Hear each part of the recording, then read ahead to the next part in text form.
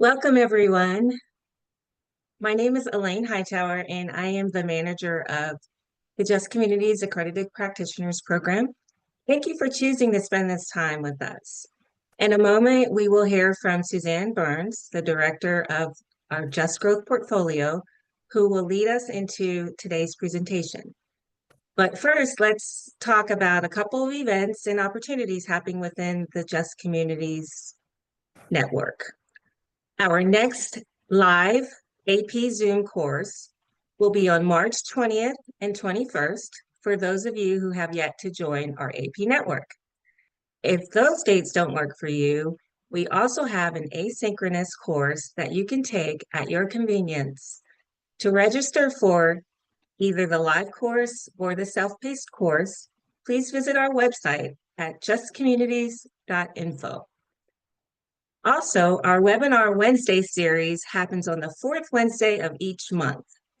On March the 26th, we will feature Anton Seals from Grow Greater Englewood's wonderful work on the south side of Chicago. That's all that I have. Thank you for joining and enjoy the webinar presentation. Let's get started. Suzanne? Thanks so much, Elaine. Hi, everyone. My name is Suzanne Burns, and I serve as the director for our Just Growth portfolio at the Partnership for Southern Equity, which is the home for Just Communities. So we want to orient you just very, very briefly and then introduce our amazing panelists today and let them get on with talking about the work that they have to share with you. So if we could go to the next slide real quickly. For those of you who may be new to Just Communities, we hope that you found us because you are like us in seeing that there's got to be a better way to approach development that does address equity concerns as well as climate resilience concerns in the way that the process typically happens. So we ground this body of work in our principles here. This call for Just Communities details those principles. And you can find those on our website that Elaine mentioned, justcommunities.info. So hope that you'll dive into those a little bit further. Just Communities is a number of things for us and for those who seek to learn more about a different approach to development. It is both a community of practitioners. So those accredited practitioners who are with us today, those who are contemplating becoming accredited, and joining this growing network of folks around the world who are approaching work a little bit differently. It is a framework, and that framework is really a set of tools and approaches that we think will help you as practitioners to understand how to approach this work differently. And there are different phases of that work that you'll see described around the circle here as the action phases. There are different commitment areas that we look to the practitioners to be framing their work around with environment, opportunity, mobility, belonging, and well-being. And then at the core of the framework are these pillars of racial equity and climate resilience. So we invite you to join us in a training course. As Elaine mentioned, March 20th and 21st will be the next live Zoom. If those dates don't work for you, look online for the asynchronous option, but this is where we can really go into what the framework is all about, and also share that this year we will be very soon launching certification to this framework. So that is certainly an option that we want to share with all of you as you move forward in this work. Next slide, please. This work is coming to you from an organization based in Atlanta, with a lot of great relationships around the country and experience in different projects, different subject areas. We as an organization at the Partnership for Southern Equity are about advancing policies and institutional actions that promote racial equity and shared prosperity. And we ground that work in Atlanta, but really we do this in places all over the country. So we are happy to connect with you regardless of where you're joining us from. Our expertise areas fall in these different buckets at the bottom. So we have staff that work in a variety of different spaces that are all very intersectional, again, when we look at topics related to equity and climate resilience.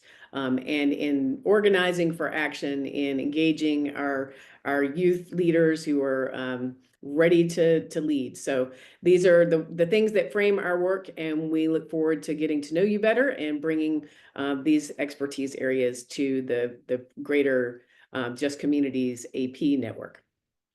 So with that, I will go ahead and introduce the speakers that we have here today. We are very excited to welcome Sheba Ross and Lindsey Willke to the conversation. I'm going to tell you a little bit about their backgrounds. Sheba leads the Cities and Communities practice for HKS, focusing on purposeful urban growth, connection, and revitalization. With over 2 decades in the profession, she emphasizes culturally rich and environmentally conscious projects, enhancing both buildings and the spaces between them. Her work centers on storytelling and detail-oriented master planning to empower the private and public sectors. She's an active leader in ULI Atlanta, has been recognized as one of the most influential women in real estate in Atlanta. Through her ULI work and HKS projects, she collaborates with mayors and city council leaders across Georgia and the U.S., recently advising 7 mayors on the Mayors Institute on City Design's National Task Force, and spoke at UN COP28 and the World Green Economy Summit. Finally, Sheba engages in Citizen HKS, the firm's public interest program to position downtowns and transit-oriented developments for impactful change. Sheba is joined by Lindsey Willke, who's a senior urban designer at HKS, also in the Cities and Communities practice. She's worked across the country from eco-district and innovation district planning, extensive community engagement focused on urban design and transit-oriented development planning. And her interest and expertise stem from a passion in thinking across scales, from cities and regions to the qualities of the built environment that impact everyday life at the human scale. She believes great urban design solutions stem from a qualitative understanding of place through data and research, balanced by a qualitative understanding of communities' lived experiences uncovered through creative engagement, which we absolutely wholeheartedly agree with. So we're just thrilled to have them with us today. And with that, I will turn it over to you, Sheba. Good afternoon, everybody. Thank you so much, Suzanne and Elaine, for setting the stage. I'm going to go ahead and pull up the presentation from my side. But for everyone who is tuned in and who thought that this was going to be a passive webinar, I have news for you. This part of our work survives through participation. So whether you're just tuning in with your mobile phone or in your laptop, please engage over chat. If you're driving, definitely fix your eyes on the road, but everyone else, feel free to engage. So as I pull this up, use the chat to let us know the city that you're tuning in from without telling the name of your city. The city where you're coming from without telling the name of the city, so that we can see how you describe your cities.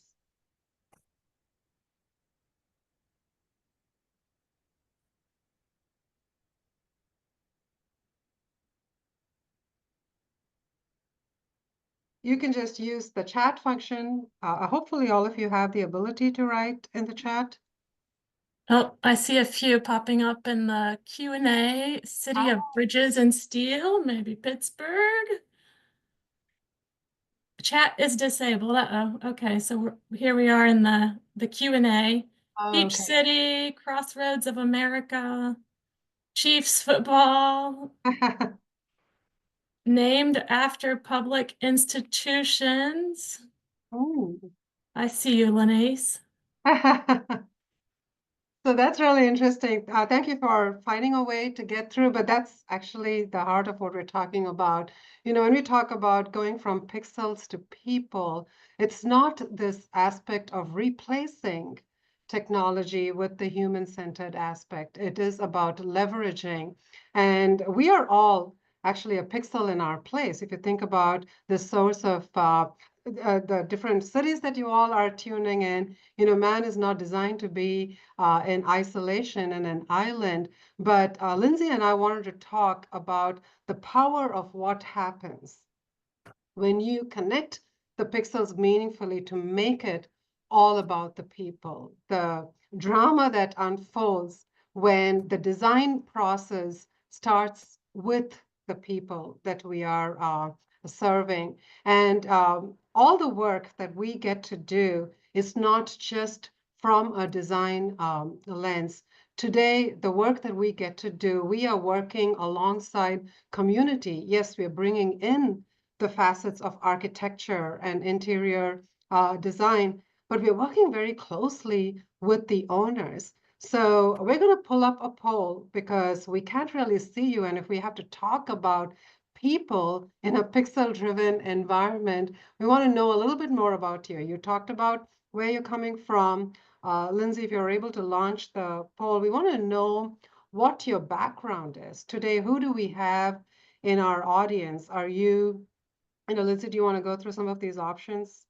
Yep, and I don't know if it's set to be able to select two, but just obviously our roles intersect and overlap, but choose the one that feels like it aligns best with who you are and how you're showing up today, from public sector employees, nonprofit sector, folks in real estate and development, just communities APs, a community advocate. You could be a resident. We're all hopefully aligned with being a community advocate, but perhaps you're showing up and that's what you do full time. A business owner, academia and research, or design and planning professional.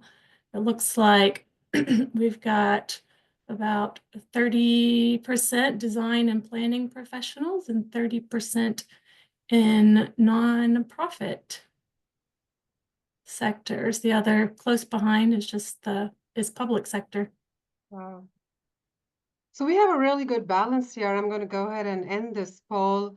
But again, like all the work that we start to do, that we get to do, is through a deep understanding that we are all dependent on each other, that we can't just look at the world through our own lived experiences, but that we have to tap into the expertise and experiences of those around us. And so today, as we, through the Incredible Just Communities platform, talk about what it means to execute human-centered design, it is with a deep awareness that the 32% of us here representing the design and planning profession, that we are walking beside and walking towards a common goal with our public sector partners, with those in the nonprofit realm, with our developers and investors, our residents, our grassroots leaders. I'm happy to see that we have someone representing the academics in our space. And because of this side-by-side partnership is why we are seeing shifts. If we need to shift it from a pixel-centered environment to a people-centered domain, we need to not be thinking just about our principles. We have to be thinking about purpose. We have to be understanding the collective vision. So the way we approach this is to always start with listening to people, place, and planet. For example, in a transit-oriented development, yes, that orange blob that you see is really where design is happening, but we always need to zoom back to understand who are our neighbors? What are the paths that intersect? What is the greater vision for the neighborhood and for the city that this development has to tie back in? We can't start just with our site and our constraints. And so when we do that and we put in our posture of listening to people, place, and planet, we come up with a collective vision. We come up with a project where the sum of the parts is like greater than the whole. And that allows us to the second shift, which is where our citizens move from consumer to being a contributor. This is really powerful. Most of us are looking at our buildings our community spaces, our roads as something that we use. But if we want our neighbors to move from being consumers to contributors, there is a different approach that comes at play. So today we're going to share some of those tools and techniques, but one of the tools we use, especially when you are in a pixel-driven environment, you are in a digital environment, is tapping into whiteboards. If you have not used whiteboards before, this is a great starting point. So I'm going to go ahead and open our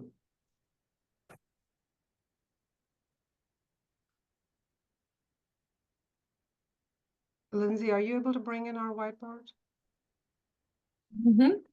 Yeah, go ahead and It'll stop the screen sharing. mhm.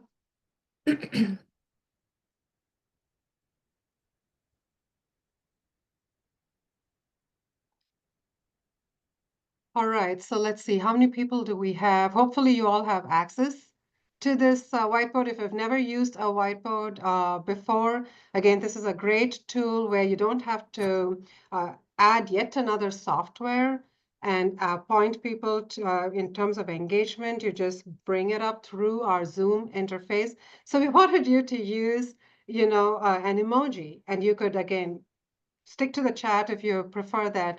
But which of these represent your vibe today? Are you curious? Are you happy? Are you kind of confused with, you know, everything that is going on in your realm right now? Were you recently marked safe from a contentious public hearing? Are you all about the YIMBY, mixed use? Do you firmly believe that planning and GIS are better together? So you could put a tick mark, or you can like share in your Q&A or chat, you know, how you feel. And the direct link should be in the chat if you're having trouble getting into it otherwise.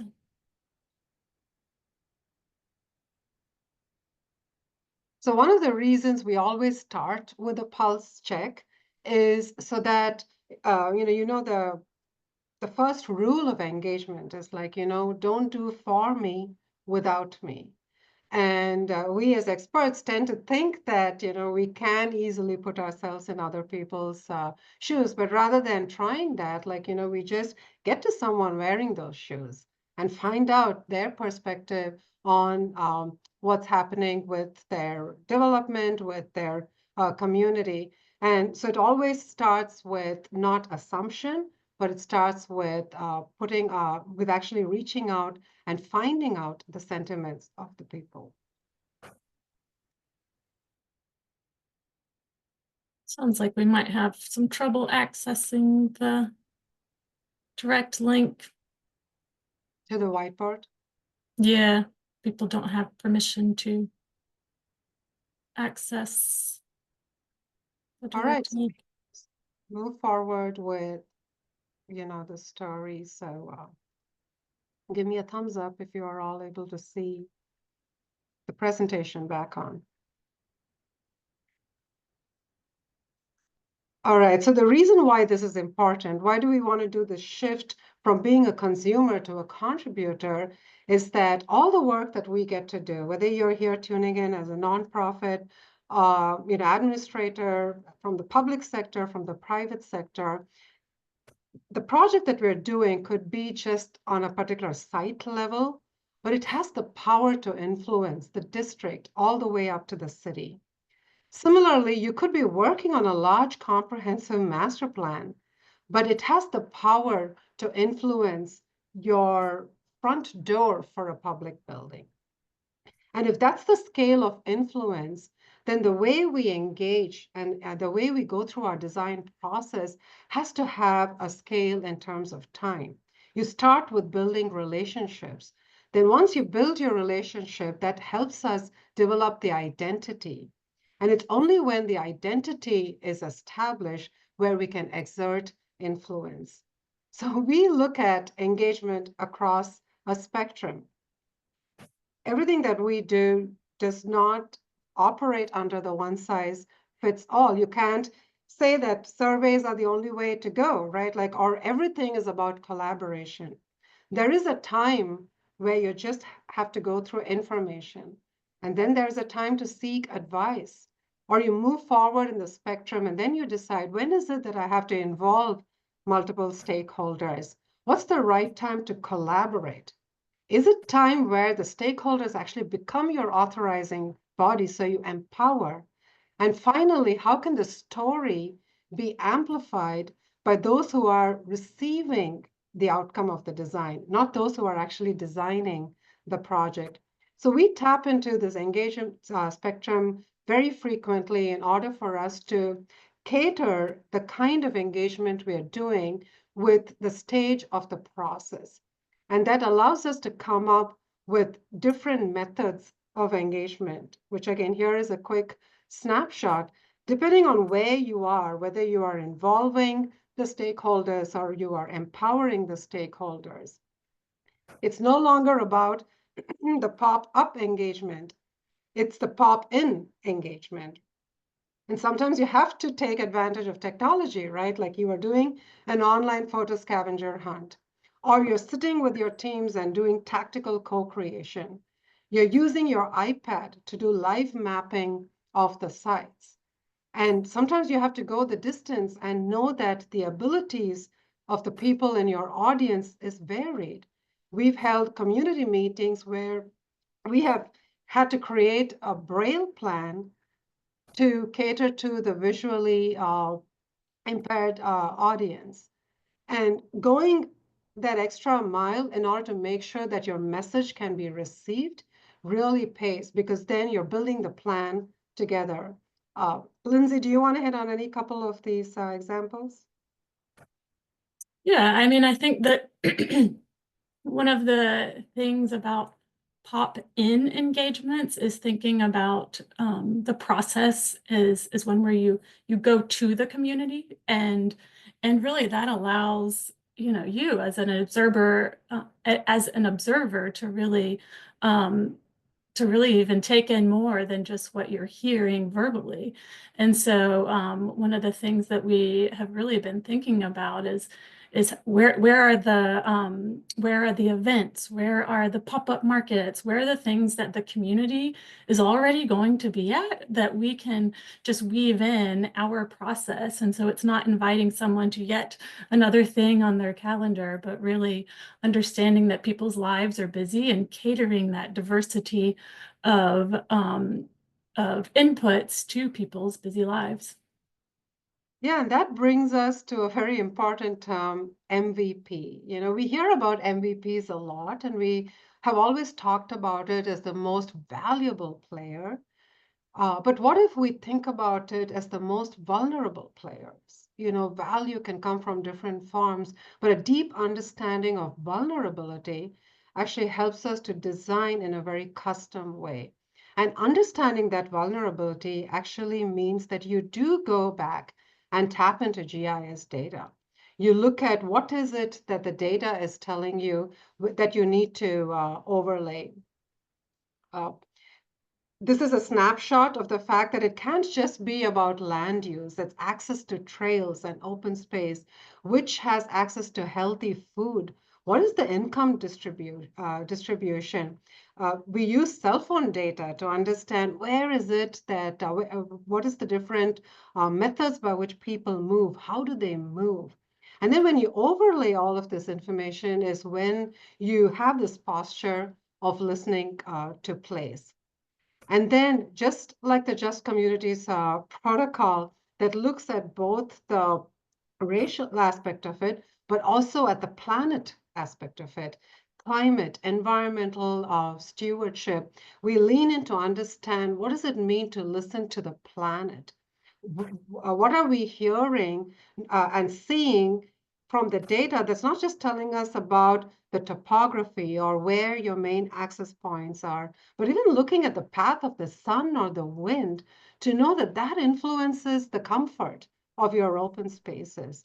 Are we bringing the intangibles, that you just don't see, but it's affecting you, the noise pollution, the air pollution, especially when you have sites right next to key corridors? Are we considering the comfort that gets affected when we place some of our most precious living spaces around where the planet is fighting, to alleviate challenges? But the beauty is that design can step in, design can alleviate and make sure that while you have the access that comes from a highway, you can still have a comfortable space. And then you layer that in through different ways of exploration. The hospitality shoes you see there are not just for show. It's for us to literally think, what does it mean to walk a mile in someone's shoes? I could be a designer, but what does it mean when I'm thinking like a developer?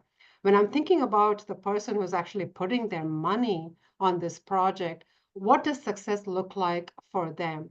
And melding digital exploration, it could be us using softwares, that have GIS intelligence like Giraffe, or just using building blocks with our hands, because it empowers. You'll see us gathering around these different formats because one size doesn't fit all. Different audience relates to different media. And the important aspect here is that you bring multiple voices. That yes, you have the designer, but you have someone thinking from an advisory perspective, from infrastructure, from sustainability, but always also with the client. So we want to share an example with you, and Lindsey's going to hit on it. I know the whiteboard is not working, so we're going to just go through this part of the presentation. Great. Let's dive into a case study. One of the things that we think about, I think, so often as designers and planners of the built environment is the way that the built environment and the fabric of the built environment really connects us. But as we look at the history of our country and the lines that connect us, unfortunately, those lines have also historically divided us. This is a project in Atlanta, Georgia, at an end of the line station, one of the MARTA stations at the end of the blue line, the HE Home Station. And so this is a TOD project that was done in partnership with MARTA, the City of Atlanta, and Fulton County with a team of multidisciplinary thinkers, designers, and doers. And so let's look at some of the examples that really dive into this project. This neighborhood, this area is one that is rich in culture. I really encourage any of you that don't know the history of Collier Heights neighborhood in Atlanta to look into it. It's really an incredible story of a neighborhood that was built by and for Black Atlantans. And so this neighborhood and the namesake of the station is really rich in culture, but unfortunately this area over time, as the highway came through, was really disinvested and neglected. And we heard that in a lot of our community engagements.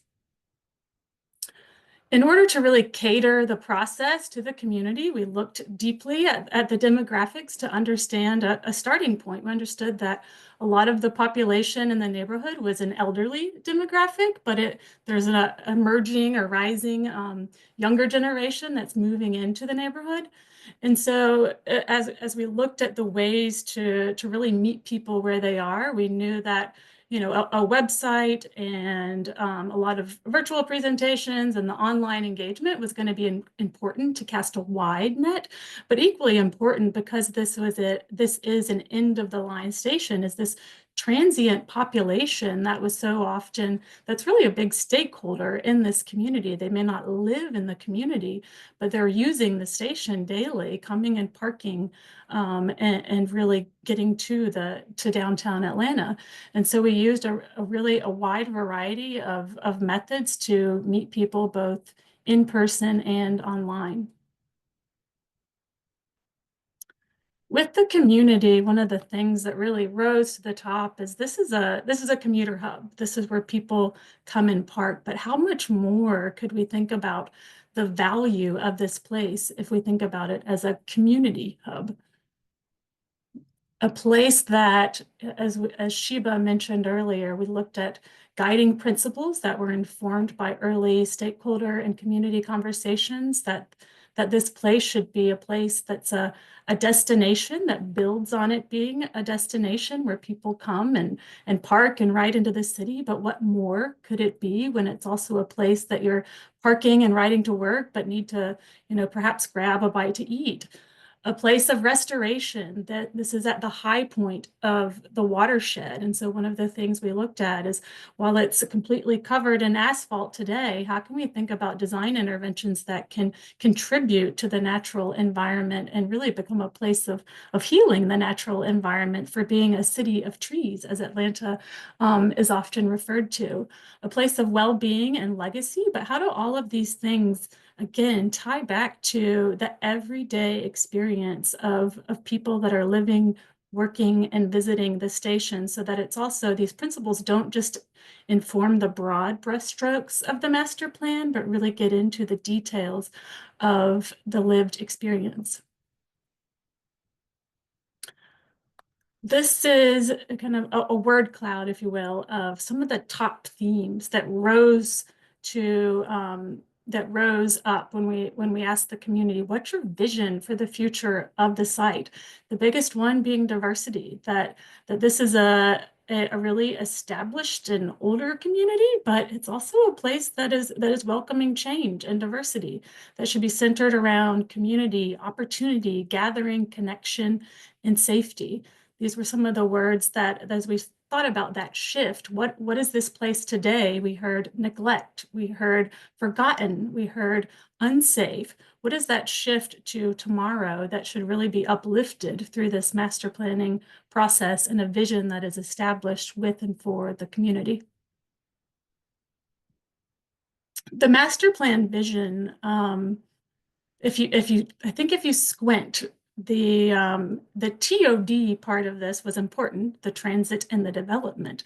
But as you squint at this plan, I hope that you start to see that really the spaces in between are what were more important to the final deliverable, the final vision, that the framework is ultimately a flexible master plan, and those blocks of development can respond to the latest market trends, the latest market dynamics, and the needs of MARTA and the city of Atlanta when it comes time for development. But what ultimately should hold this plan together is the public spaces, the places that are carved in between, that are carved with a lot of intention and a lot of input. That the existing stormwater basin could be a place that is now an eco-preserve, a place that also that filtrates water, that has some performative metrics tied to it, that it really needs to continue to be a place where water can be held. But what if there were trails that went around it, so that you could maintain that tree canopy, that connection to water and nature, but now it becomes a place of respite. That the transit plaza is not just a place where you get dropped off in your car or your bus, but it really becomes this cohesive public realm that is integrating landscape design and placemaking, so that it's really focused on that human experience once you get out of your car. And this is, I think, a really compelling before and after of asphalt to place.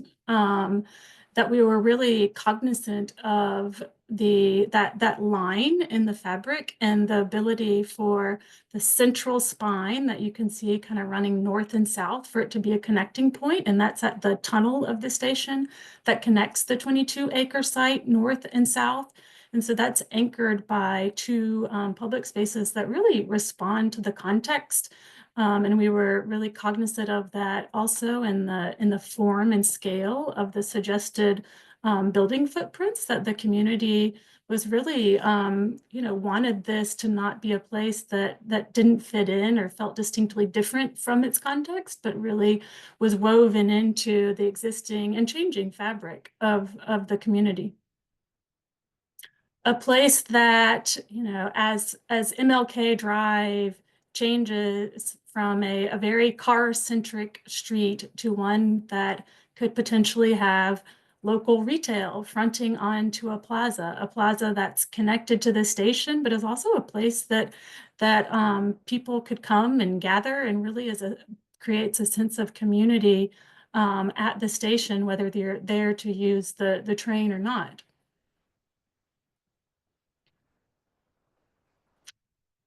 A transit plaza that has multifamily buildings facing onto it, ground floor retail, but also is, you know, a place where buses are dropping off, cars are dropping off. And I think one of the, if you kind of key into some of these yellow dots, one of the things that we were really trying to illustrate through these final renderings is not that they were finished, but that there was still opportunity for this place. The master plan is a starting point for really understanding what will happen once we get into implementation.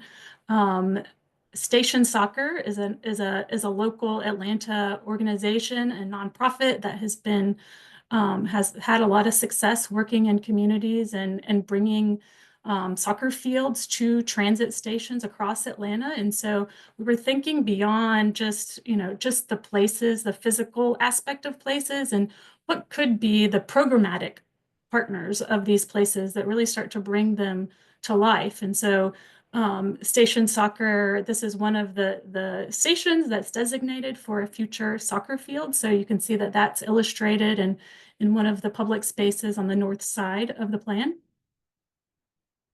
Yeah, and all of these ideas that we've illustrated was a sum of conversations. It was sum of co-creating around our common tables. It was through the virtual charrettes, through the in-person workshops in multiple locations, through focus group meetings, whether it's with our school neighbors or with our faith-based organizations. But then we translated this even to those who are eventually going to be developing. You know, our goal has been to rezone this particular area so that it can accommodate this vibrant mixed-use district that we envision. But we didn't want this just to be a plan that takes it to that first step of redevelopment just through rezoning. We created a developer alignment guide. You know, Atlanta is becoming a world stage for developer interest. And so any developer out there, for them to want to invest in this area of transit-oriented developments, rather than just seeing the pretty pictures, get a template in this way that underlines the purpose, who the people and partnerships need to be, what's the process for thoughtful implementation, and how do you elevate the signature of the place. And so when you connect all of these dots together, connect all of these pixels together, what we can envision is to take them from a today, where this is how you are entering the station, to a tomorrow, where someone like Trey can boldly say, come meet me at the hub. Where today, when you're maneuvering around Burton Road or MLK, it is not the absolute best platform for you to to walk or take your bike. But tomorrow, where someone like Beverly can say, I actually live there, you know, come check out my place at HE Homes. Where today, when you're walking through the station, you're welcomed by large concrete parking lots. But tomorrow, you actually see that there are children who are able to safely walk across because this is a place for them. And when we talked about the spectrum of engagement, taking you from information to amplification, this is a perfect snapshot of what amplification looks like. It's where Councilwoman Andrea Boone, she's the one sharing the story of how design can impact the future of HE Homes. It's us giving puzzle pieces to all our community participants and asking them to share which piece of this vision resonated with you, where they actually drew out or shared verbally with the team members how they see themselves as part of the bigger puzzle of creating this community mosaic at HE Homes. And so that together, we were able to shift from a line to a hub. that what we are doing is representing the mosaic of voices from those who are ultimately going to actually experience this space. And so as we come to this end of a story of what it means to shift from pixels to people, we wanted to touch a little bit on how one of the biggest shifts in all of this is moving from metrics to meaning. Statistics is really good. Data is really good. But when you hinge it on purpose, that's when you move from task to impact, and you actually move from metrics to meaning. And I wanted to share this snapshot with the work that Lindsey and I and a few at HKS are doing with ATP, and that is at Austin. It's the Austin Transit Partnership. We are reimagining their entire transit network and using cognitive assessment with wearables, whether it's eye gear or something that you're wearing around your wrist, as a way to understand how your body responds to the built environment. We can imagine what people are seeing, but when you actually put those goggles and see at a single moment, look at the kind of information the eye is trying to track. Shouldn't design be simplifying and making it easier, especially for those, pushing a child on a stroller or navigating a wheelchair? We got all of this information together as a foundation to designing the spaces where the lines connect and create nodes. Because ultimately, the work that we get to do as designers is not just about our buildings. Of course, signature buildings are beautiful and they elevate your experience. But sometimes all the life that happens in a city is in the space in between buildings. And that's the power of urban design. That's the impact, really, where protocols like just communities can make a difference. And all the work that we are getting to do is setting it up for the next generation. So the station soccer work that we are getting to do in collaboration with the City of Atlanta, with MARTA, with Soccer in the Streets and Atlanta United, is imagining these negative spaces, right? These spaces in our transit, in our stations, where they are underutilized right now, but you're asking the question, what if something as simple as play becomes an equalizer? And then you just don't do it yourself. You go to the people who will use it, and that is someone like 11-year-old, and to empower your 11-year-old to determine what the picture of tomorrow looks like is powerful.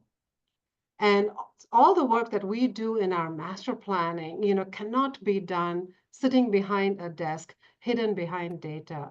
It is working hand in hand with the people that we are serving. And it could be as simple as using art for transformation. But what we have realized is that if we thoughtfully engage our spectrum of engagement and know that a place has the power to influence a scale as small as a lobby in your library, all the way up to your city at a large scale, that if design has the power to influence that spectrum of scale, it always needs a shift from moving from pixels to people. And that's really the story that we wanted to share. And we're so eager to hear if you have any ideas or, where you would take this when you get back to work.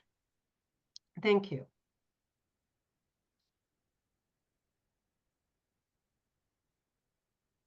Let's see if we have some questions.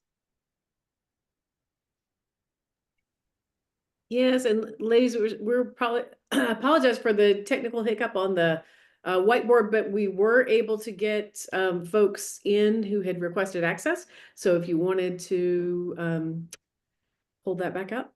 All right. We have a few moments.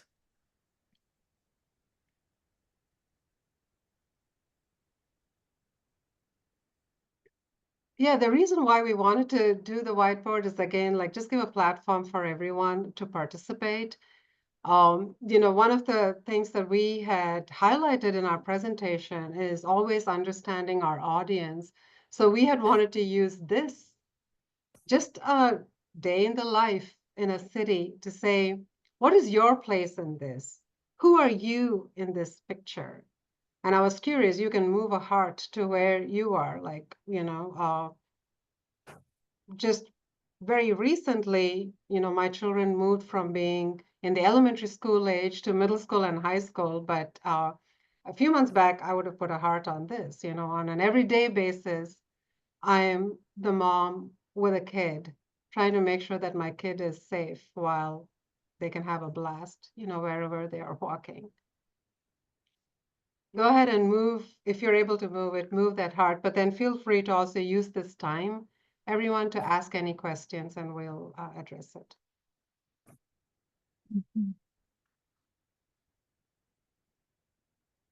There's one question, Sheba, about whether we're, using the protocol just in Atlanta or, across our work across the country. And, I would say it's definitely a framework that I love the focus on Atlanta and the South in particular because of the history that is there, but it's a history that is totally relevant across our country. And so it's a framework that we're definitely referencing and deploying across our work beyond the Southeast.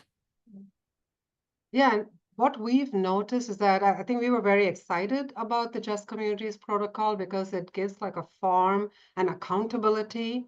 But what we've noticed is that you can apply facets of it in every aspect of the work that you get to do in all the conversations, because for the 35% of you who are here as design professionals, you know that our work no longer just starts with an RFP, right? Our work starts before the project is even thought about, because there is real estate and everyone's curious as to what they have to do with it. So definitely transcends the geography.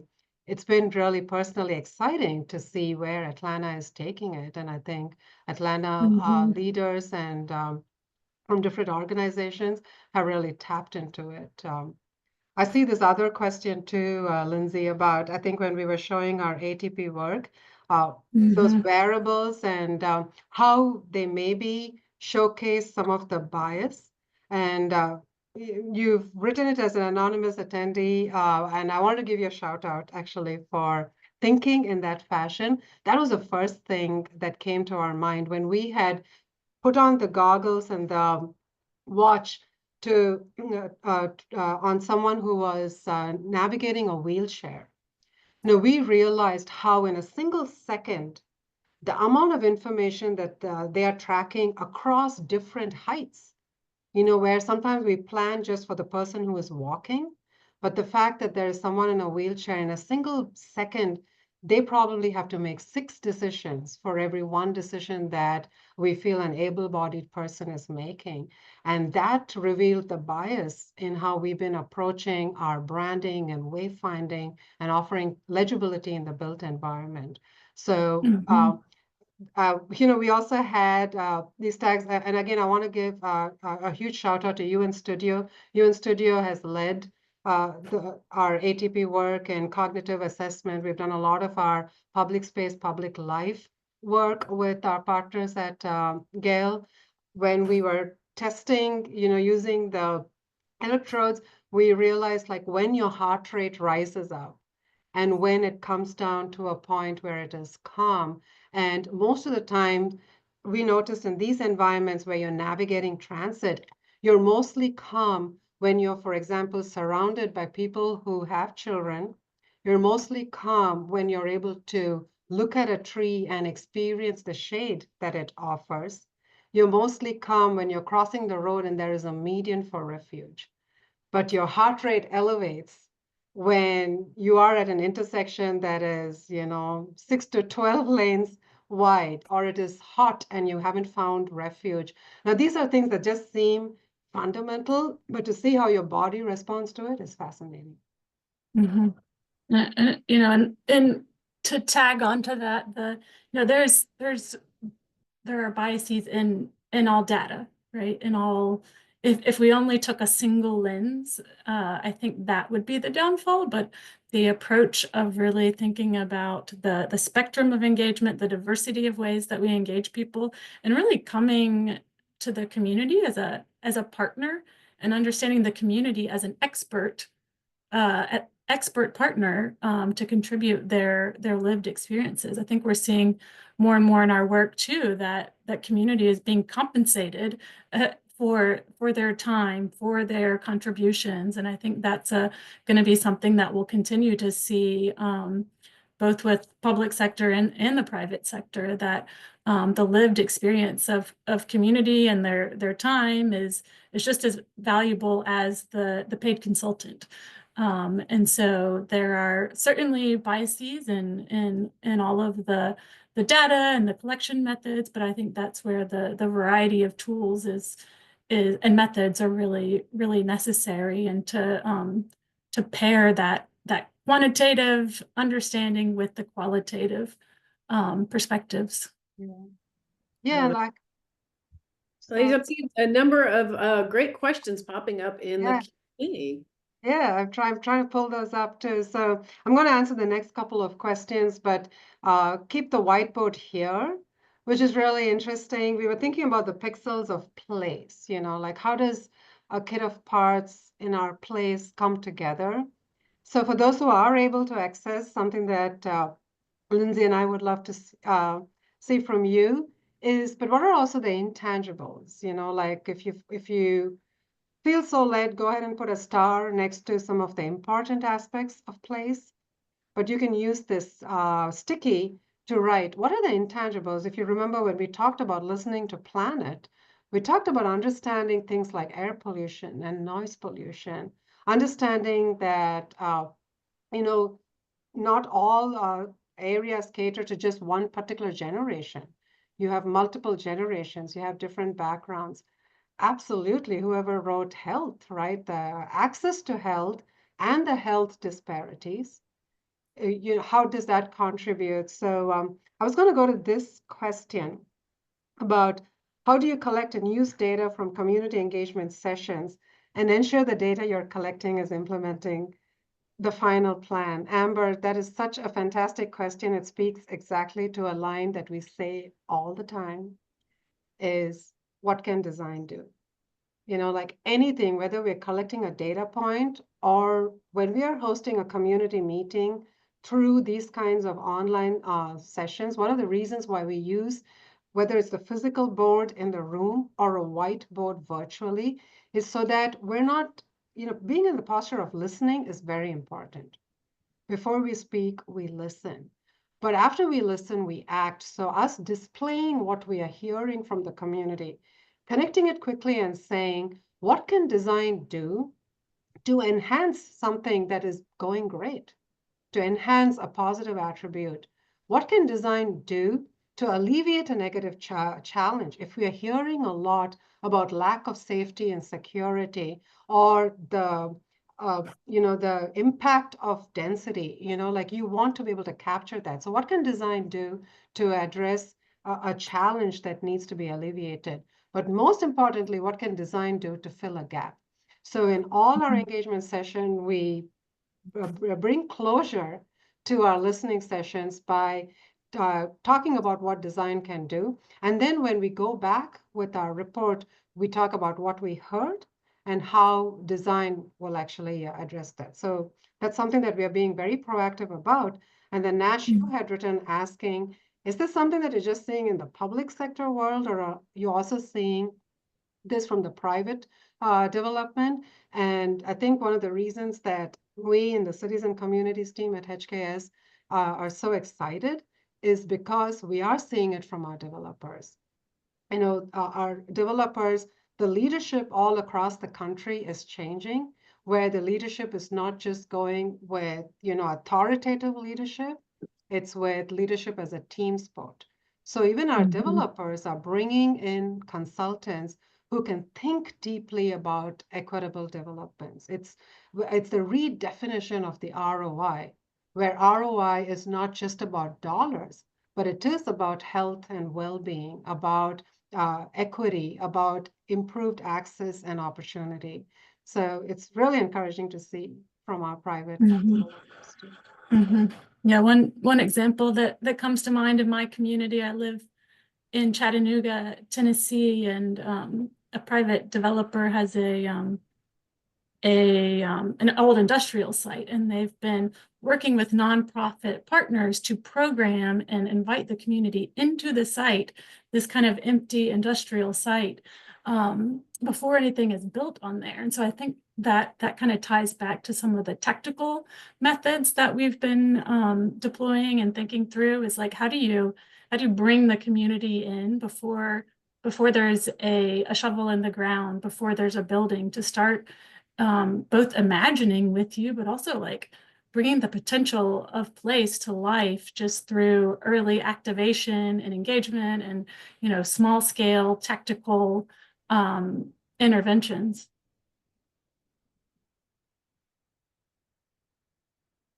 Yeah, and I've heard a couple of other questions.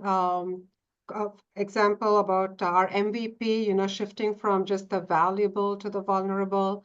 Has city planning embraced this? Again, I think that's why we speak with a lot of optimism.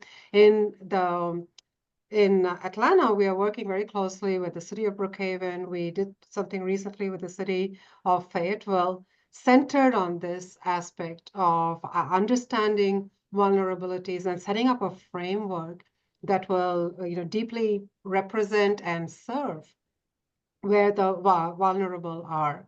So I would definitely say that this particular framework, we've recently shared this with a lot of mayors across in America, just to talk about looking at projects differently. When you're talking about, say, you're repurposing an old stadium, or you are converting an office to multifamily housing, it's not just about the math and the science of it. You know, there is an art about understanding how it could cater to some of your existing vulnerabilities. So we are seeing that happen.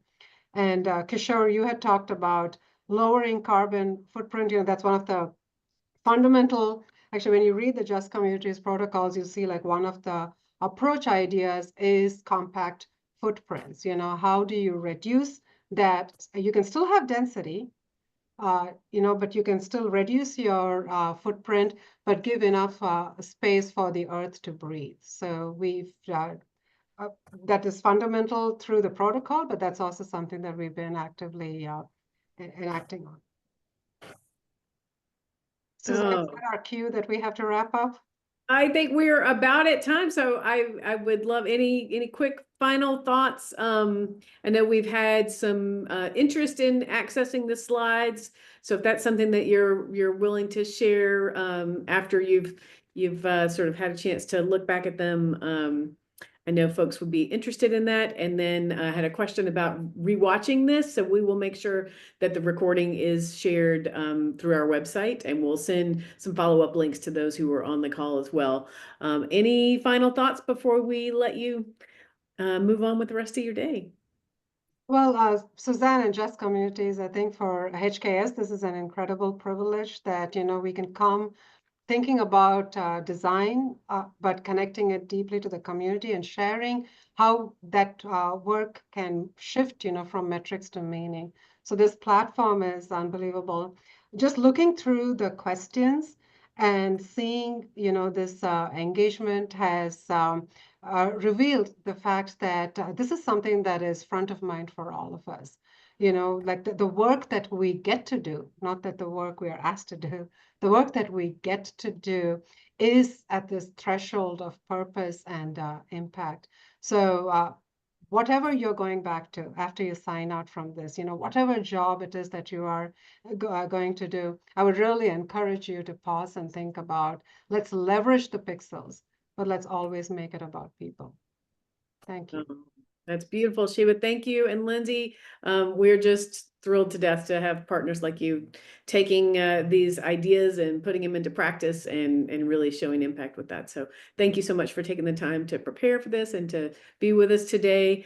As we let you all go, please don't forget to go check out justcommunities.info for events information about next month's webinar with Road Grader Inglewood. We will have a link there to sign up for the online AP course. There's information about the asynchronous course. So please go follow up after this and figure out how you can plug into this work and be a part of this growing community. So thank you all for your time. We look forward to seeing you soon.